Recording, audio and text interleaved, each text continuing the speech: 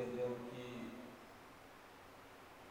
o Senhor é Deus, o Senhor é o Pai, o Senhor é o nosso Rei, o Senhor é o nosso mantenedor e aquele que tem cuidado de cada um de nós. Amém. Por isso, Senhor, nós temos motivos para louvar, engrandecer e bendizer o teu santo nome. Amém, Senhor.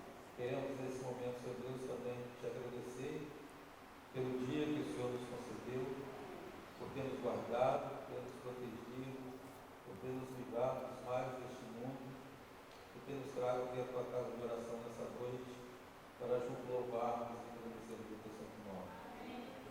Deus Todo-Poderoso, temos a certeza que no decorrer desse dia nós falhamos, pecamos, mas nós temos a certeza também que Jesus Cristo se encontra no santuário celestial e aí Ele faz expiação por cada um de nós. Que nesse momento o Senhor possa estar nos purificando, nos limpando, tirando toda a mancha do pecado e nos concedendo a Deus uma porção dobrada do teu Santo e Divino Espírito. E esse Espírito Santo verdadeiramente venha falar aos nossos corações nessa noite, que possamos ser batizados por Ele e que Ele verdadeiramente venha fazer a diferença em nossas vidas. Amém. Aqui está o teu servo, Senhor Deus, irmão Jardel. Nessa noite foi escolhido para trazer a tua palavra, para trazer a mensagem do Senhor para a tua igreja. Que teu Espírito Santo esteja sobre ele e que ele verdadeiramente seja usado por ti, Pai. Que a mensagem que ele escolheu possa verdadeiramente fazer a diferença nas nossas vidas e que o Senhor venha manifestar o teu poder, que verdadeiramente possamos sair daqui transformados, revigorados, pronto para estar aptos para pregar e testemunhar o teu amor e o teu evangelho. Abençoe cada um que aqui nessa noite se chegou e derrama as tuas bênçãos sobre a tua igreja, sobre o teu povo. Te pedimos em nome de Jesus. Amém. Boa noite a todos. É muito bom estar aqui para poder falar desse Deus maravilhoso. E eu gostaria de falar sobre algumas experiências da minha vida, outras experiências da Bíblia também. E talvez a hora em que eu estiver falando, se você tiver dúvida ou se eu me perder em alguma explicação, você pode me interromper e perguntar que eu vou responder. Irmãos, em primeiro lugar, eu sou muito grato a Deus por ter nascido num lar adventista. Eu sei que muitas pessoas não nasceram num lar adventista, mas são gratas a Deus por ter chamado ele em algum momento. Em algum momento Deus te chamou. Mas para mim, eu sou muito grato porque a história que foi apresentada para mim depois de grande, com relação ao que Deus preparou para mim, a família que Deus preparou para mim, a mãe que Deus separou para mim, foi muito especial e isso fez para mim uma diferença enorme para que hoje eu estivesse também na presença do Senhor. Quando eu era pequeno, assim que eu nasci, a minha mãe, ela decidiu que não permitiria que eu saísse de casa até dar o dia de levar para a igreja para ser apresentado ao Senhor. Isso foi uma decisão dela. Ninguém falou para ela que era pecado, ninguém falou para ela que ela não podia sair comigo, me levar em algum outro lugar. Não, ela decidiu. Com todos os 3 filhos que ela teve, ela decidiu que nenhum sairia de casa sem antes levar para a igreja para apresentar a Deus. E isso marcou a minha história. Eu fiquei sabendo e marcou muito a minha vida. E hoje nós sabemos que muitas mães que criaram seus filhos e dedicaram seus filhos logo cedo ao Senhor não encontram mais eles nos bancos da igreja. Estão afastados.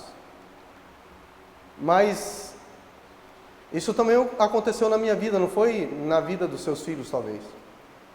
Aconteceu na vida de várias pessoas que estão aqui sentadas nos bancos da igreja, que um dia, mesmo sendo dedicado ao Senhor, se afastou dos caminhos de Deus. Mas o mais interessante é que eu aprendi que Deus tinha uma promessa especial na minha vida, desde o dia em que eu nasci. E algo que me chama muita atenção é que a Bíblia fala em que, às vezes eu vejo algumas pessoas falando sobre predestinação. A predestinação que o mundo prega é horrível. Mas a predestinação que Deus ensina, ela é linda, é maravilhosa.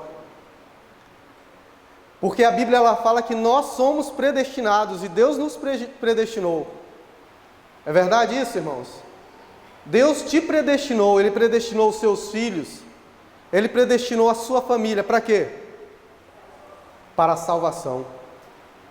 E quando eu olho para essa promessa, e diz que algumas pessoas elas começaram a pesquisar na Bíblia para ver sobre as promessas de Deus e perceberam que na Bíblia tem mais de 3.400 promessas que Deus fez. Olha que maravilha! Deus tem mais de 3.400 promessas para você e para mim. E muitas mães aqui hoje sofrem porque os seus filhos estão distantes de Deus. Talvez o seu marido, talvez a sua esposa não quer nada com Deus. Mas eu quero que você saiba que existem mais de 3.400 promessas que Deus fez para você, para o seu filho, para a sua família, para o seu esposo, para a sua esposa. Eu queria que vocês abrissem a Bíblia de vocês. Nós vamos começar a ler sobre essas promessas. Lá em 1 Pedro, 2 Pedro 1, versículo 4. Olha o que diz Pedro. Pedro era um homem de Deus. E ele conheceu Jesus Cristo. E ele andou com Jesus. E ele andando com Jesus, ele falou as seguintes palavras: pelas quais ele nos tem dado grandiosas e preciosas promessas, para que por elas fiqueis participantes da natureza divina, da natureza de Deus, irmãos, havendo escapado da corrupção que pela concupiscência há no mundo. Então Deus, aqui nesse versículo 4 de 2 Pedro, nós vemos duas características das promessas de Deus. Quais são elas? Elas são grandiosas e preciosas. Duas características. E quando nós olhamos para essas promessas, e nós podemos perceber, e eu acho que todos que estão aqui sabem quão grandiosas são as promessas de Deus. E além disso, elas são muito o quê? Preciosas. Além de grandiosas, Deus tem promessas preciosas. E Paulo, lá na sua carta aos Coríntios, ele fala o seguinte, 2 Coríntios 1, versículo 20. Porque todas quantas promessas há de Deus, são nele um sim. Ou seja, todas as mais de 3.400 promessas que existem na Bíblia para você, Deus deu um sim para mim e para você. Completando o texto. E por ele o amém, o assim seja. Deus deu um sim e ainda deu um amém para a glória de Deus por nós. Ou seja, existem muitas promessas na Bíblia e Deus deu um sim. E quando Deus fala, Ele não volta atrás. Algumas pessoas, quando discutem ou querem debater alguma coisa relacionada a nós que somos adventistas do sétimo dia, eu gosto muito de usar um texto que diz o seguinte: seca-se a erva, cai-se a sua flor, mas a palavra do nosso Deus é eterna. Então, Deus fez promessas grandiosas e preciosas. E após fazer promessas grandiosas e preciosas, Ele ainda deu um sim, um assim seja, ou seja, um amém. E eu não sei se você fica maravilhado com essas promessas. Eu fico maravilhado. Porque em um determinado momento da minha vida, eu me afastei de Deus. Quando a minha mãe se separou do meu pai, para mim foi muito difícil, porque ela era a base, ela era a sacerdotisa do lar. Ela era quem era o fundamento ali dentro da nossa casa, nos levando para a igreja. Eu lembro até hoje que uma vez eu machuquei o dedão do pé, e aquilo ali foi para mim uma desculpa para não ir na igreja. Ela arrumou um jeitinho, fez com carinho, um curativo, e falou assim: não, meu filho, eu vou te levar para a igreja. Então ela foi muito importante na minha vida para que eu pudesse hoje estar nesse caminho. Mas em um determinado momento ela se separou do meu pai, e eu escolhi ficar com ele. Ao escolher ficar com meu pai, eu comecei a perder o desejo de ir para a igreja. E foi me afastando de Deus. Eu fui me afastando de Deus. Eu comecei a ter amigos do mundo. Eu arrumei um emprego e eu trabalhava aos sábados. Adventista de berço. Não saí de casa antes de ser levado para a igreja para ser apresentado ao Senhor. Deus tinha promessas grandiosas e preciosas, no qual Ele mesmo deu um sim. E mesmo assim, conhecendo todas essas coisas, me afastei dos caminhos do Senhor. E depois de me afastar, eu fiz muitas coisas erradas. Mas alguma coisa batia no meu coração e me chamava a atenção, pedindo para que eu voltasse. Mas eu rejeitava aquela voz. Eu desprezava a voz de Deus e o Espírito Santo chamando a minha atenção para que voltasse para os caminhos do Senhor novamente. E quando alguém vinha falar comigo sobre Deus, eu chamava, sabe de quê? Perturbador.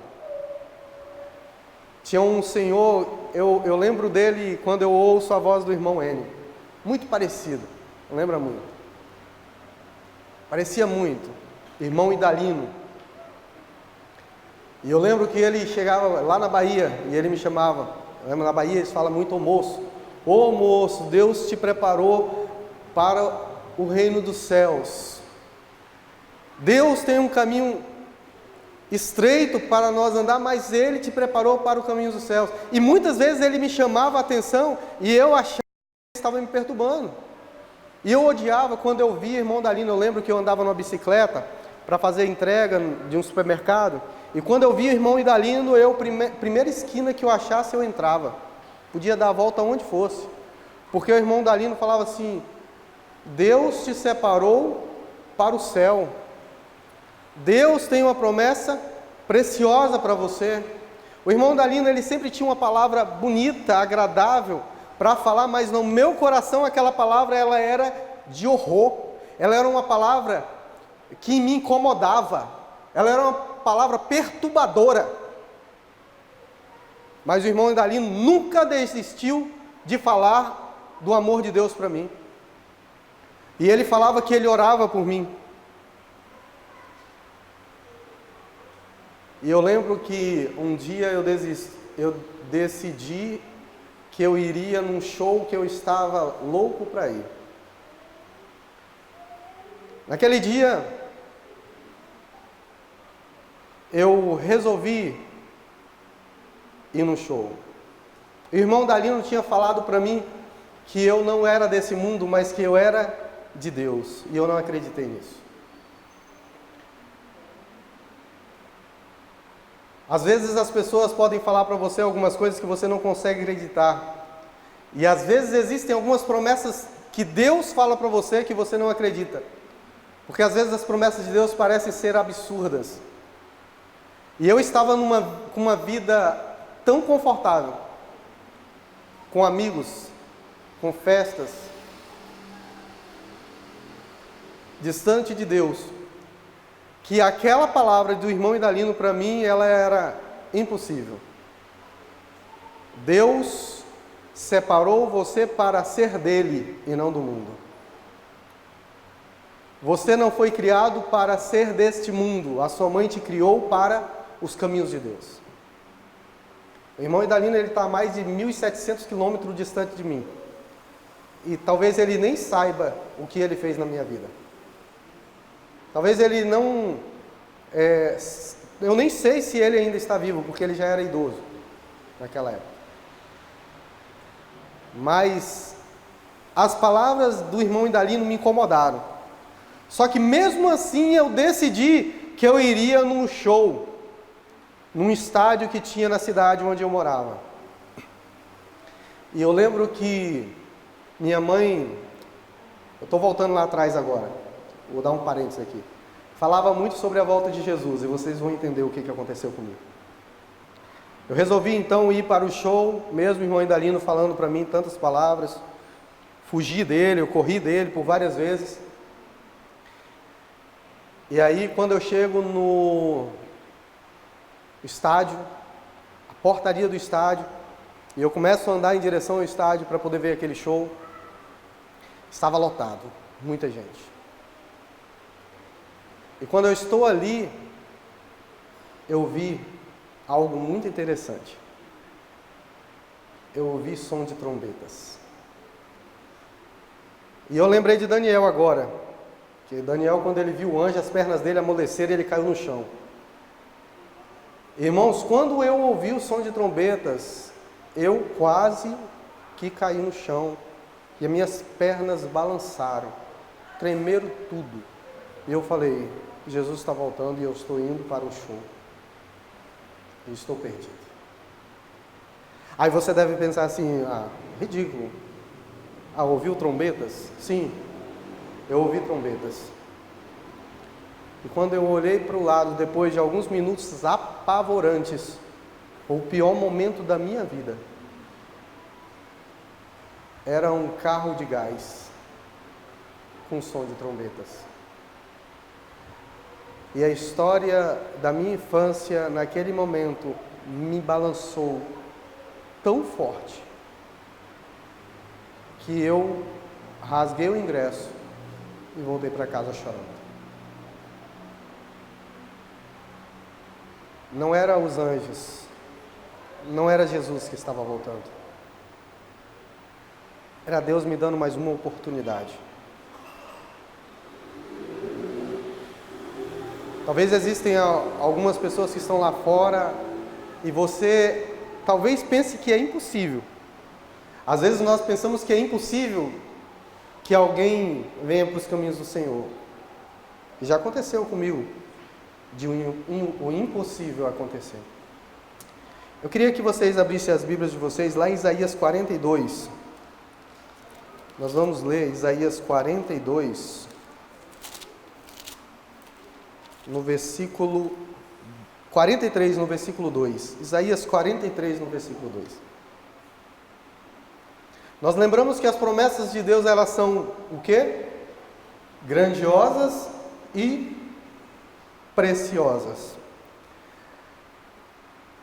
E nós acreditamos e confiamos nas promessas de Deus. Versículo 2, capítulo 43. Quando passares pelas águas, estarei contigo, diz o Senhor, né? E quando passares pelo rio, ele não te submergirão. E quando passares pelo fogo, não te queimarás, nem chama te arderás em ti. Esse versículo aqui, 2 do capítulo 33, ele tem duas fases. A primeira, ela é muito fácil de se entender, acreditar e aceitar. Porque racionalmente você consegue entender isso. Quando eu estiver passando pelo rio, ou até mesmo no mar, ou em qualquer água, eu não vou afundar. Você acredita nessa promessa? Eu acredito. Eu acredito porque existem vários meios racionais pelo qual nós podemos acreditar nela. Primeiro, eu sei boiar. Eu sei nadar. E existem aqueles também que, se não souber nadar, a promessa pode cumprir na vida dele. Você pode se agarrar numa boia, ou entrar num barquinho, e nada vai te acontecer. Mas a segunda fase dessa promessa: se passares pelo fogo, você não vai ser queimado.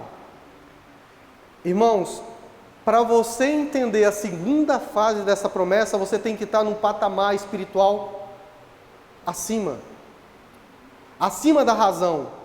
Porque muitas vezes nós queremos que a nossa fé seja baseada na razão. Tem uma tia minha que ela fumava o dia todo. e que eu pensava assim, eu não vou pregar para minha tia porque eu tenho certeza que ela nunca vai se converter.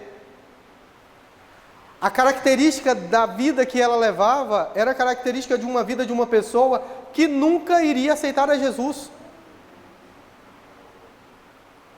E um dia eu resolvi pregar para ela. O esposo dela se converteu, se batizou. Passou-se alguns dias, o esposo dela indo para a igreja, ela disse que tinha vontade de parar de fumar, para que pudesse ir para a igreja também. Eu achei estranho. E ela hoje está na igreja. Não fuma há muitos anos já. Talvez essa promessa para você seja simples. É fácil, uma promessa como essa já aconteceu. Muitas pessoas já deixaram de fumar e passaram a ser cristãos. Mas existem promessas que às vezes nós não conseguimos compreender. E às vezes eu não quero enganar ninguém, porque às vezes nós estamos aqui na igreja esperando mensagens que Deus tem promessas para nós e que nós vamos receber promessas maravilhosas vinda de Deus e que tudo está bem, porque nós somos cristãos, somos filhos de Deus, nada de mal vai nos acontecer, mas não é assim. Deus tem promessas preciosas, Deus tem promessas grandiosas. Se você passar pelas águas, você não vai afundar. Se passar pelo fogo, não vai se queimar. Isso é verdade. Mas existem coisas que acontecem na vida de um cristão que muitas vezes nós vamos orar e não vamos compreender por que está acontecendo. E eu me lembro agora de Ellen White. Ellen White teve um sonho, ou uma visão, não lembro, onde ela recebeu uma caixinha que tinha umas pedrinhas. E aí, quando ela estava ali maravilhada com aquelas pedras, entrou algumas pessoas na casa dela, as pedrinhas caíram no chão. E começou ela falando para o anjo, olha, essas pessoas estão pisando nas pedras. E continuaram entrando mais pessoas, ela falou, vai perder algumas pedras, estão pisando nas pedras, vão embora, por favor. E começou a pedir para o anjo tirar aquelas pessoas, e o anjo não fez nada. E permitiu que as pedras fossem pisoteadas. E ela falando assim, mas eu ganhei as pedrinhas tão bonitas, um presente de um anjo, e agora estão sendo pisoteadas. E aí depois que todo mundo saiu, as pedrinhas estavam já cheias de sujeira sobre elas. E as pessoas saíram, ela agora começou a catar as pedrinhas. E quando ela começou a tirar as pedrinhas, ela disse que as pedrinhas eram muito brilhantes. E agora elas eram 10 vezes mais brilhantes. E assim a vida do cristão. Às vezes, algumas coisas podem acontecer na sua vida, porque você é uma pedrinha. E às vezes você vai pedir para Deus, Senhor, tira essa situação da minha vida, e Ele não vai tirar. Para que uma luz maior possa brilhar em você, porque você é luz para o mundo. Às vezes nós não acreditamos e nem confiamos nas promessas que Deus tem para nós.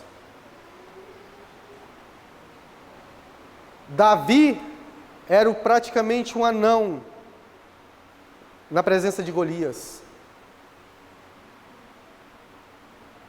O povo de Israel ficou assustado quando Saul teve coragem de mandar aquele menino de aproximadamente 17 anos, que nunca tinha tido experiência em uma batalha. Mas Saul já teve experiência com Deus no passado. E apesar dele estar distante de Deus, ele sabia que um homem, quando ele está na presença do Senhor, ele tem um poder enorme. Saul sabia disso. Por esse motivo, Saul permitiu que Davi fosse na frente da batalha contra Golias. Davi sai, Golias zomba dele. Davi então agora vence a guerra. Que promessa! Davi confiou nas promessas de Deus. Eu não sei como é que está a sua família. Seu filho saiu da igreja? Ou talvez nunca foi? A sua esposa, o seu marido? Como é que está a sua vida financeira? Deus tem uma promessa preciosa e grandiosa para você. Acredita nisso? Confia nessas promessas. Talvez você não vai conseguir compreender como será a minha vida passando pelo fogo. Talvez eu não consiga compreender como que os amigos de Daniel ficaram dentro de uma fornalha e que saíram de lá sem cheiro de fumaça. Talvez eu não consiga compreender isso. Mas você compreende quantas batalhas você lutou sozinho e perdeu. Você lembra de quantas batalhas você tentou, quantos gigantes você tentou enfrentar? Quantas fornalhas você já entrou na sua vida? E você foi derrotado porque você não confiou em Deus.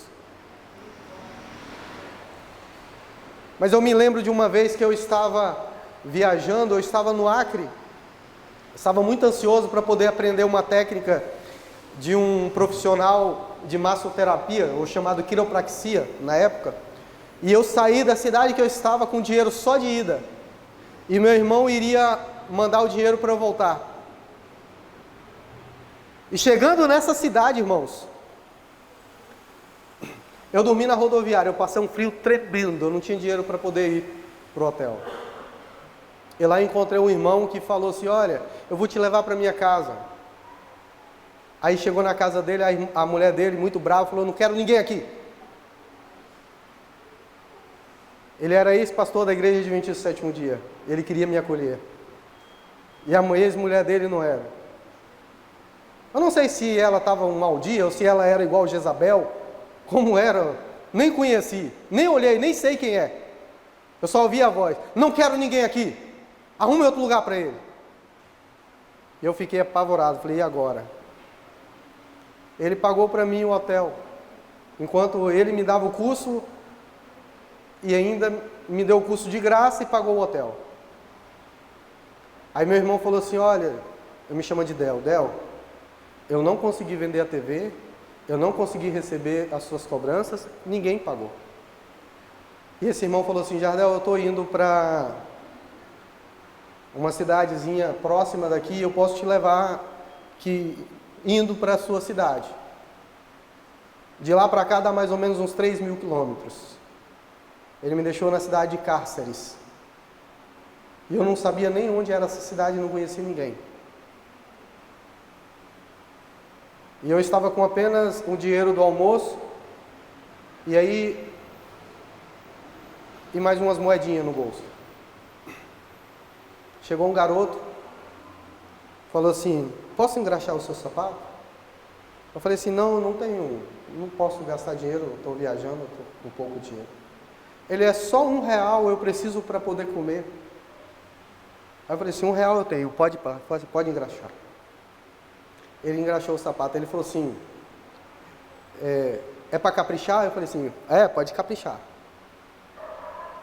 Quando ele terminou de engraxar, ele falou assim, é R$20.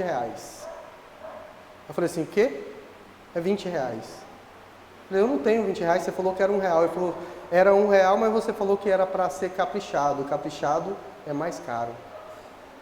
E nisso, juntou mais uns 4 ao meu lado. E aí ele começou a falar algumas coisas para mim, que a polícia estava ali, queria chamar a polícia para mim, porque isso, ele mostrou até um crachá, que ele era de um sindicato, e uma tabela de preço. R$1 simples e R$20 se fosse especial, ou caprichado. E eu fiquei, agora vou apanhar, vou levar uma surra. E eu ali preocupado como que eu iria chegar no Espírito Santo. Eu não tinha dinheiro para comer nem chegar no Espírito Santo. Onde, Senhor, estão as suas promessas que são grandiosas para mim agora? Eu vou apanhar desse pessoal aqui e não tenho dinheiro para comer praticamente e nem para voltar para minha casa. Irmãos, eu não sei de onde veio. Apareceu um amigo meu, muito amigo. Hoje ele é considerado um dos meus melhores amigos. E ele morava nessa cidade, eu não sabia. Porque eu conhecia ele do Tocantins, ele era do Tocantins e agora ele morava em Cáceres. E ele chegou e falou assim: Jardel, o que está acontecendo aqui? Eu falei assim: isso, isso e isso. Ele: ó, some daqui que eu vou chamar a polícia, isso aqui já é conhecido. E eles foram embora. E como as promessas de Deus são grandiosas e preciosas, aquele rapaz que era meu grande amigo, ele me devia ainda R$400 se dava para eu voltar para o Espírito Santo. E eu pude voltar. Daquele dia em diante eu comecei novamente a caminhada rumo ao céu. E eu comecei a buscar a Deus. Então, meus queridos, se existe alguém na sua família que está longe dos caminhos do Senhor, o seu filho, a sua filha, eu queria te contar uma coisa. É algo maravilhoso. Ellen White diz que o último trabalho do nosso sumo sacerdote a ser realizado no céu será ouvir a oração dos pais pelos filhos que estão distantes do caminho do Senhor. Confia nessa promessa. Se agarre a essa promessa. Se você tiver que passar pelo fogo, o Senhor vai estar do seu lado.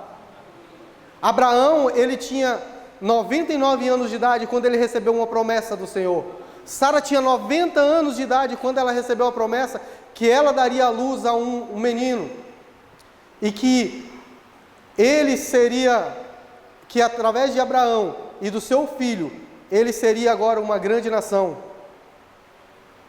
O próprio Deus falou com Abraão, e Abraão ali ajoelhado, quando ele se prostrou na presença do Senhor, lá em Gênesis capítulo 17, você pode ler isso.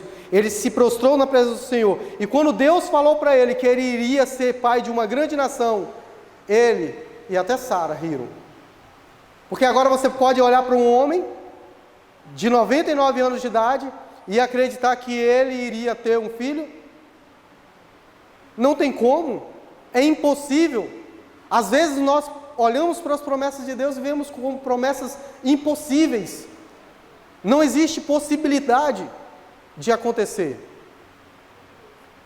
Deus falou para ele assim: olha, daqui 1 ano eu vou voltar e você vai ter um menino.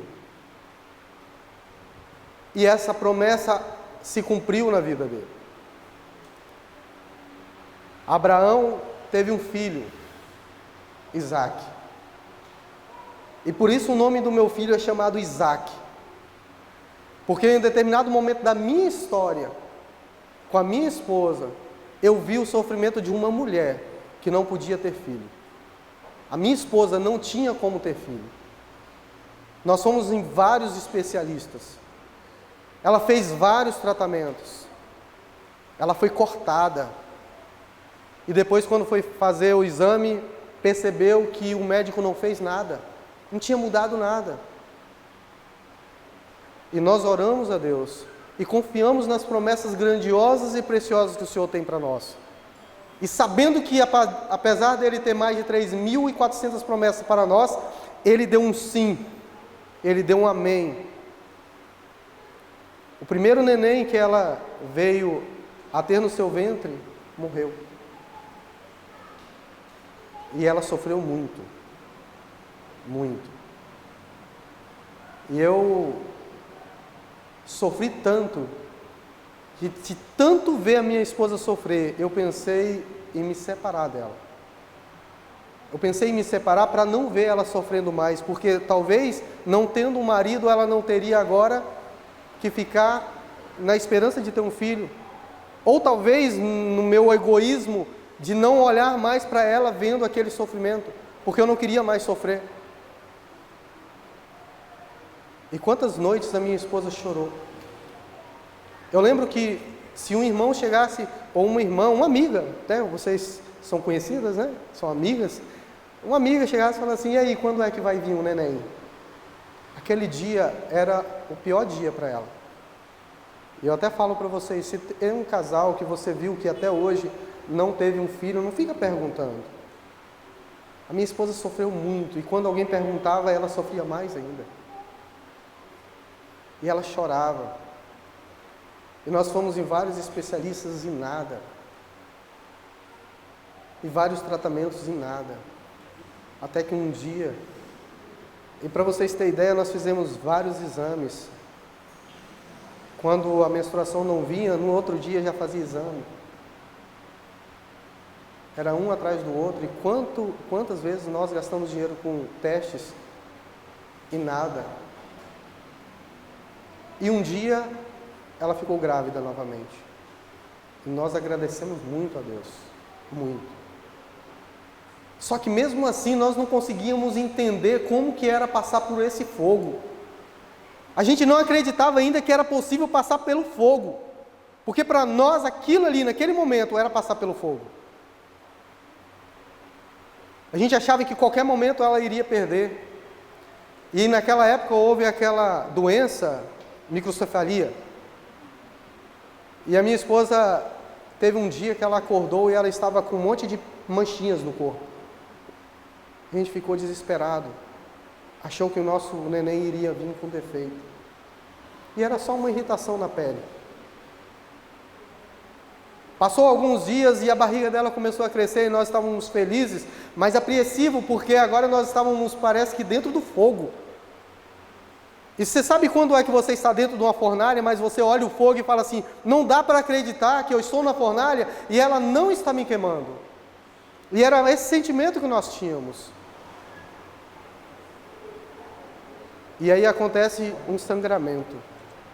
Minha esposa teve um sangramento. Foi um horror, um terror. Nós sofremos muito. Nós fomos para o médico falou assim, olha, repouso, explicou tudo que nós precisávamos fazer, a gente fez tudo. E aí, o dia do Isaac nascer, o médico me chama para a sala. Eu entrei dentro da sala, olhei meu filho nascer, ele falou assim, tira ele daqui, tira ele daqui. E mais uma vez eu começo a olhar para a gente dentro da fornalha. E ele fala assim, traz bolsa de sangue. E eu agora começo a pensar, será que eu vou perder o meu filho ou a minha esposa? E aí o médico faz todo o procedimento, leva ela. O Isaac ficou bem o dia todo. E depois, à noite, ele começou a chorar. E não parou mais de chorar. Eu falei assim, agora aconteceu alguma coisa. Tem alguma coisa de errado com essa criança? Não pode.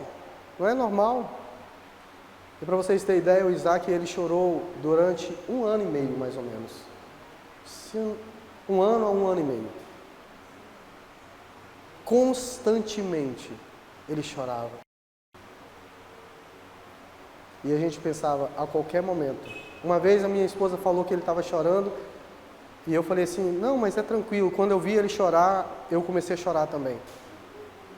E eu peguei o menino e já levei para o médico. O médico olhou e falou, não, não tem nada. Eu falei, mas como não pode ter nada, esse menino não para de chorar? Que fornalha é essa? Que fogo é esse que não acaba mais? E depois de 1 ano e meio, nós começamos a ver o Isaac começando a se acostumar com a vida aqui. E nós podemos perceber que Deus nos tirou da fornalha, que Deus derrubou o gigante por nós. E quando eu falo sobre isso na minha vida, eu gostaria que você pensasse em todos os gigantes e todas as fornalhas que você já entrou, que você já enfrentou na sua vida. E agora eu queria que você lembrasse da maior e mais preciosa, mais grandiosa promessa que Deus tem para você e para mim. Eu queria que vocês se levantassem agora e falassem comigo essa promessa. Porque um dia o Senhor, Ele foi para o céu e Ele falou o seguinte, não se turbe. Vamos colocar de pé, vamos falar essas promessas?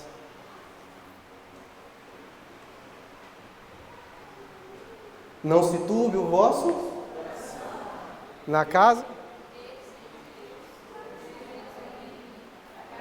do Pai.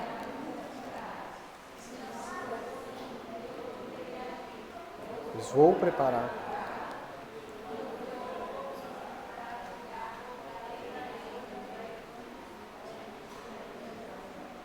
E essa promessa, ela é preciosa. Essa promessa, ela é grandiosa. Você confia nessa promessa? Eu confio nessa promessa. Eu confio que um dia, com a promessa que Deus deu, nós iremos cavalgar nas alturas do céu com a herança do nosso pai Jacó. Eu confio na promessa que Deus nos deu, que um dia Ele voltará E aqueles que o serviram, aqueles que buscaram ser fiel, mesmo com tantas dificuldades, quando você olha para a sua vida e Satanás acusa você constantemente, falando que você não vai conseguir, que nós somos derrotados, eu não acredito, eu confio nas promessas de Deus. Eu confio nas promessas que Deus fez, porque quando Deus olhar para mim, Ele não vai olhar para o meu caráter. Ele vai olhar para o caráter do seu Filho, que um dia morreu na cruz do Calvário por nós. E Ele vai salvar cada um dos seus pequeninos, aqueles que perseveraram até o fim.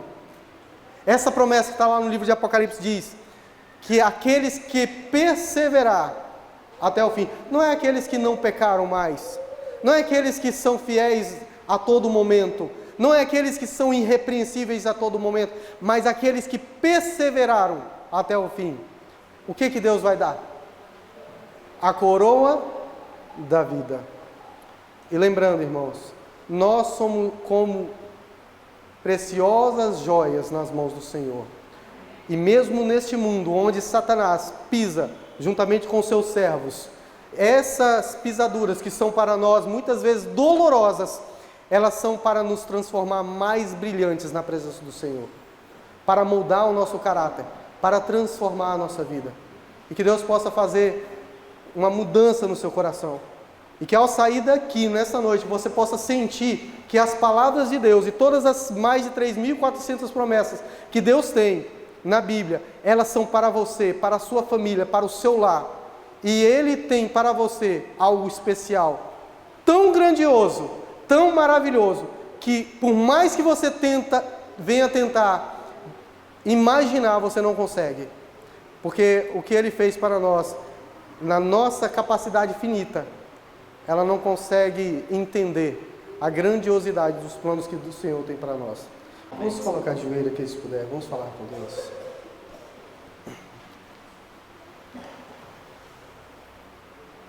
Santo e amoroso Deus que está nos céus, nós não conseguimos entender quão grandioso é o seu amor e cuidado para cada um de nós.